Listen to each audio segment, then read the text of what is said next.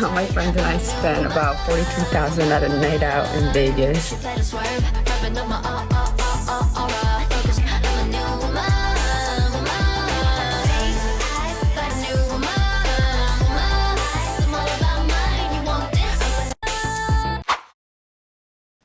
There's a reason why we are all broke. And no, it's not just capitalism. It also has something to do with conspicuous consumption. Hi everyone, my name is Nelly and welcome to my channel. Today we're going to be talking about the conspicuous consumption trap, how social media turned flexing into a lifestyle. So, the obsession with being perceived as wealthy, healthy, successful, and aesthetically put together has become the biggest scam of our modern life. And the worst part, we are all in it. It's no longer enough to simply enjoy a cup of coffee, to be a $7 iced tea in a glass with a reusable straw and oat milk placed aesthetically next to a MacBook, your Kindle, and your oversized morning routine journal, drinking water, not without a Stanley cup, going for a walk, not unless you're wearing a matching gym set, a fitness watch, and a $2 pair of Hokas. Social media has turned everyday existence into a curated performance, and conspicuous consumption is the lifeblood of it. So let's talk about it. Let's talk about the way influencers, brands, and social media has convinced people, has convinced us that spending money isn't just a necessity, but it's an identity. Social media has completely ruined our sense of what is necessary. Like, when did basic things, water bottles, pajama sets, even food, became luxury things? Why does every single aspect of our lives have to come with a brand name, a price tag, and an aesthetic? We used to just live as human beings. We just breathed as human beings and did not really have to worry about such things. But all of a sudden, all we do is perform. We consume things not because we need them, but because we want to be seen with these things. And with that, my friend, is called the trap of conspicuous consumption. Social media has taken a very human instinct, which is the desire of fitting in, and monetized the hell out of it. And the worst part is that it is working. Is it working for us or against us? You can answer that, but I think it's working against us. So today, we have to dissect how influences and social media are keeping us in an endless cycle of spending, flexing, and upgrading for absolutely no reason. You might be wondering, what is conspicuous consumption if you already don't know? It is not a new thing, actually. Thorstein coined this term back in 1899, describing how wealthy people will flex their riches through buying expensive things, and those things will be very unnecessary. But in 2025, it's no longer just the rich doing that. It's almost everyone. The middle class, the broke college student, the 9-to-5 workers living paycheck to paycheck. We are all playing in this game of social media, and how it has made it feel necessary for us to be buying all these sorts of things that are pretty useless to our lives. Once upon a time, people just had things. Now we have aesthetics. A lot of people can't just own water bottles. It has to be a Stanley cup or a hydro flask or some other overhyped container that influencers swears will change your life.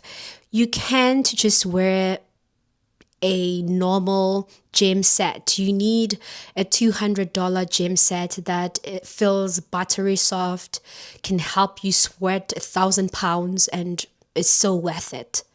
Even the way we eat, it has been hijacked by these stereotypes. And the aesthetics, like have you ever noticed like food only goes viral when it looks expensive, unattainable, or aspirational? The gold covered steaks, the yogurt bowls with the neatly arranged bananas, everything has to be curated and it takes the fun out of everything. Social media has literally convinced us that our lives should always look like luxury branding campaigns, and if they don't, then we are failing. Influencers play a huge role in consumptuous consumption because at this point, almost all of them are not selling us products, but rather they are selling us identities. For instance, you don't just buy a Stanley Cup because you actually need it for day-to-day drinking water, like you're going to your workplace, you're going somewhere and you need it just for water. You buy it because it's been positioned as luxury it girl essential. The marketing isn't just this is a good product, it's this product will make you the person you want to be, and that's a scam. These influencers aren't your friends. They'll never be your friends. They are making money, they're in a business. They're salespeople. They create problems you didn't even know you had, just so they can sell you the solution. Oh, you don't have a designer perfume collection? You need me. Oh, you're using the same foundation from last year? Girl, you need a new makeup routine. Yours is outdated. Or you drink water from a regular bottle? You need a Stanley Cup. They manufactured dissatisfaction and then profit off of your insecurities. And we always eat it up because social media has conditioned us to believe that if you are not consistently upgrading, you are falling behind and you don't have an identity. And I would say this is where FOMO culture comes in. It's not enough to just have a phone. You need the latest iPhone, even though your current one works fine. It's not enough to have a skincare routine. You need to buy new products that you don't really necessarily need because some influencer told you that a $10 moisturizer is toxic for your skins. Yes, there are that are toxic, but maybe yours isn't, and you don't need to buy a new one, girl. Let's be honest, do these things actually improve our lives, or do they just make us feel like we're keeping up? Social media moves so fast that trends have to die quickly in order to keep us spending. That's why the second you finally get your hands on a trending item, it's already being replaced by another new trending item. The $60 Stanley Cup, you had to have it. There's a new version the next season. The $300 viral UGG boots, suddenly outdated the minute you have them, and then a new brand takes over. Every aesthetic has a shelf life. Clean gal becomes vanilla gal, becomes mod wife in a matter of months. You will never win in this world, especially if you follow social media or influences, because the second you catch up, the game is changing. The worst part of this whole debacle and this whole diabolical thing is that it's all exhausting. We're mentally getting drained from constantly wanting different things all the time, wanting to attain luxury items all the time. Even when we buy them, the satisfaction is temporary because we already been trained to crave the next thing. Now, this is my monologue. I hope I also walk the walk and talk the talk, because throughout this research of consumptuous consumption, I had to also talk to myself and look at myself in the mirror, because as I am presenting this video to you guys, I'm also part of the problem as well. So hopefully I'll become a better person. Because at some point we have to ask ourselves, are we buying things because we want them or because we've been told that we should want them, and then if we have them we'll attain this certain identity?